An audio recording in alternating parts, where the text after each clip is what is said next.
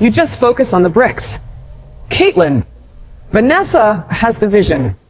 My mother, Susan, said it with a smile that felt more like a scalpel, slicing the dinner table conversation into two unequal halves. I looked down at my plate, the perfectly roasted asparagus suddenly looking gray, across the curated dining room of the luxury Chicago condo. My sister Vanessa beamed, swirling her red wine. She was the artist, the dreamer, the consultant who sold lifestyles she couldn't afford. I was the architect, the one who dealt with load-bearing walls and permits, the one who was boring, but also the one who had quietly wired $4,800 into my father's account on the first of every month for 4 years. Then maybe Vanessa's vision can pay your $4,800 rent this month. I said. The words didn't come out loud. They just slid into the silence like a steel beam locking into place. My father, Gary, stopped chewing, his fork hovered halfway to his mouth. Rent? He asked, a genuine confusion clouding his face. We own this place. Caitlin. I looked at him, then at my mother, whose face had gone the color of ash. No. Dad, you don't. And as of tonight, neither do I. I stood up, my chair scraping against the expensive hardwood floor, a floor I had paid to polish. The air in the room felt thin, brittle. I didn't wait for the explosion. I just walked out, stopped scrolling for a second. Drop a comment and tell me, have you ever been the one paying the bills while someone else gets all the credit? I want to know I'm not the only one. Hello, I'm Caitlin. I didn't wait for the elevator.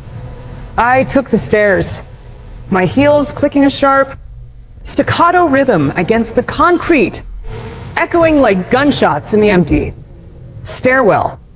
By the time I pushed open the heavy lobby doors and stepped out onto the street, the Chicago wind hit me. It was a physical thing, a wall of ice coming off Lake Michigan that stripped the breath right out of my lungs. Good. I needed the cold. I needed to freeze the part of me that wanted to turn back, apologize, and fix it like I always did. But I wasn't fixing anything tonight. I stood on the corner of Michigan Avenue, the city lights blurring into streaks of gold and steel around me. People rushed past, heads down against the wind, but I felt strangely still.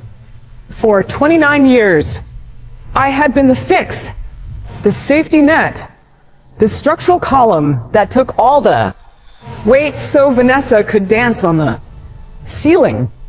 But columns have a breaking point, and tonight, under the glare of a street lamp, I had finally snapped. I reached into my pocket and pulled out my phone. My hands weren't shaking.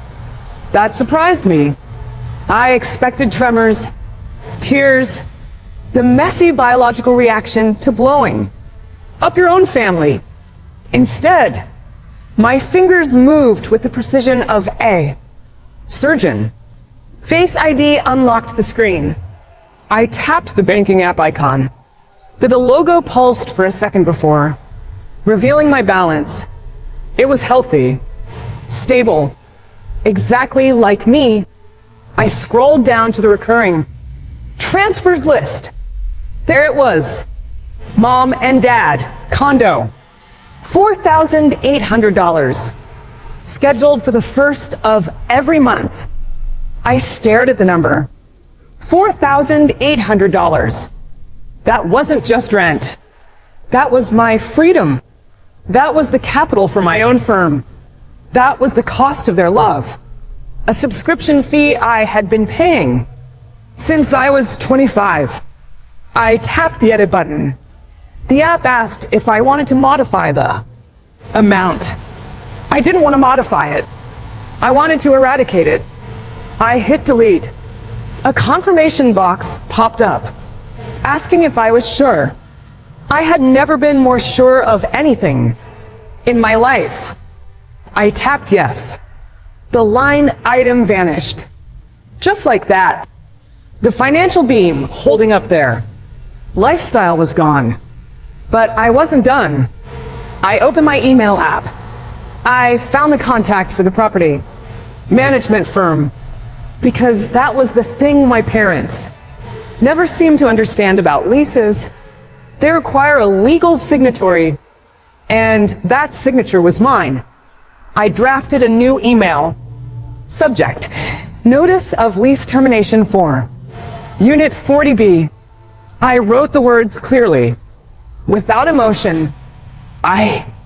Caitlin, the sole leaseholder, am giving the required 60-day notice to vacate. I typed out the date. 60 days. That was 8 weeks. 8 weeks for Vanessa to find a vision that paid the bills. 8 weeks for my parents to realize that a luxury condo doesn't pay for itself. I hit send. The phone felt lighter in my hand. I looked up at the high-rise I had just walked out of. Somewhere on the 40th floor, they were probably still drinking wine, complaining about my attitude, assuring themselves that I would calm down and come back. They had no idea that the demolition charges had already been set. The countdown had started. I turned my collar up against the wind and started walking. I wasn't going home to cry. I was going home to sleep. For the first time in 4 years, I wasn't carrying them anymore. The key to my apartment didn't jingle. It slid into the lock with a heavy climb. Solitary click. I pushed the door open and stepped into my 700 square foot studio. It was a converted loft in a grittier part of town. The kind of place my mother called industrial chic when she wanted to be polite, and a dungeon when she'd had 2 glasses of Chardonnay. My bed was tucked behind a bookshelf. My dining room was a counter with 2 stools. It was small. It was quiet. And it cost 1/3 of what I paid for the view I had just walked away from. I sat on one of the stools and opened my laptop. The screen glowed in the dark room, illuminating the spreadsheet I had hidden in a folder named Tax Documents. I opened it. It wasn't taxes. It was a ledger, line by line. I scrolled through the history of my own erasure. It started 4 years ago. My parents had sold the big house in the suburbs to downsize to the city. They wanted the lifestyle, the art galleries, the river walks, the proximity to Vanessa's studio. But 3 months in, my father, Gary, had pulled me aside. A temporary cash flow issue. He called it liquidity problems with the sale. Could I cover the rent just for a month or 2? I remembered the look in his eyes. Panic. Vulnerability. I wrote the check. 1 month turned into 6. 6 turned into 12. The liquidity problem became a permanent state of affairs. A silent agreement that I would pay for the stage while they performed on it. I scrolled to the bottom of the spreadsheet. The auto sum cell stared back at me in bold, black font. $230,400. The air left the room. $230,000. That wasn't just money. That was a house. That was a retirement fund. That was the seed capital for the architecture firm I had been dreaming of. Starting since I was 22, I had poured it all into a hole in the sky, funding a life I wasn't invited to. Enjoy. For years, I had asked myself why I did it. Why did I stay in a studio apartment, eating ramen while they ordered steak in a condo I paid for? Was I weak? Was I stupid? No. It was more complicated than that. I closed my eyes and let the truth settle in. In architecture, there is a concept called progressive collapse. It happens when a primary structural element fails, and the weight shifts to members that can't support it, bringing the whole building down. I had convinced myself that I was that primary element. I believed that my family was a fragile structure, and I was the only load-bearing wall. If I moved, if I stepped away, everything they were, their status, their happiness, their very identity would turn to rubble. They had trained me for this role. Since I was a child, I was taught that my value wasn't in being seen, but in bearing the weight. Vanessa was the facade, the glass, and the steel that caught the light. I was the rebar buried in the concrete. Ugly, cold, invisible, but essential. I told myself that paying that rent was an act of loyalty. I told myself it was strength. I wore those invisible chains like they were medals of honor, convinced that my suffering was the glue holding us together. But tonight, looking at the cursor blinking on the screen, I realized the truth. I wasn't holding up a family. I was financing a delusion. I wasn't their foundation. I was their hostage. And the only thing that would collapse if I walked away was the lie. I saved the file. I didn't close it. I wanted to remember. I wanted to see the cost of my silence in black and white. Then I opened a new tab and typed in a URL for the state's business registration portal. If I wasn't paying their rent next month, I had $4,800 to spend. It was time to buy my own name back. The sun hadn't even cleared the skyline before the noise started. My phone vibrated against the nightstand, a relentless, angry buzz that drilled into the quiet of my studio. I didn't reach for it immediately. I made coffee first. I watched the steam rise from the mug, grounding myself in the physical reality of my own space before stepping into their chaos. When I finally picked up the phone, the notifications were stacked like a collapsing tower. 17 missed calls, 34 text messages, 3 voice notes from Vanessa. I pressed play on the first one. Vanessa's voice was high, tight, echoing slightly as if she was pacing in a bathroom. You are so toxic. Caitlin, seriously, you couldn't stand that Dad was proud of me for 5 seconds. You had to make it about money. You ruined the whole vibe. You're just jealous because you don't know how to exist in a room without sucking the air out of it. I didn't feel angry. I felt like a scientist observing a specimen under a microscope. I swiped to the texts from my mother. They were frantic, riddled with typos. The rent check bounced. The landlord called. This is embarrassing. Caitlin, fix the banking error immediately. Banking error. She couldn't even type the words you stopped paying. In her mind, it wasn't possible. The laws of physics stated that the sun rose in the east and Caitlin paid the bills. For me to stop was a glitch in the matrix. I set the phone down and looked at my reflection in the dark window. For years, I had wondered how they could be this blind. How could they take my money every month and still look at me with such disdain? But as I watched the notifications continue to roll in. I finally understood. It wasn't blindness. It was a survival mechanism. Psychologists call it the trap of normalized cruelty or cognitive dissonance.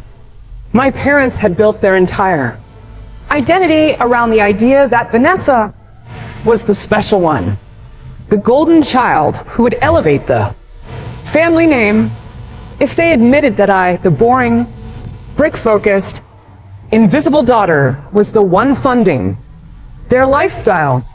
Their entire narrative would shatter.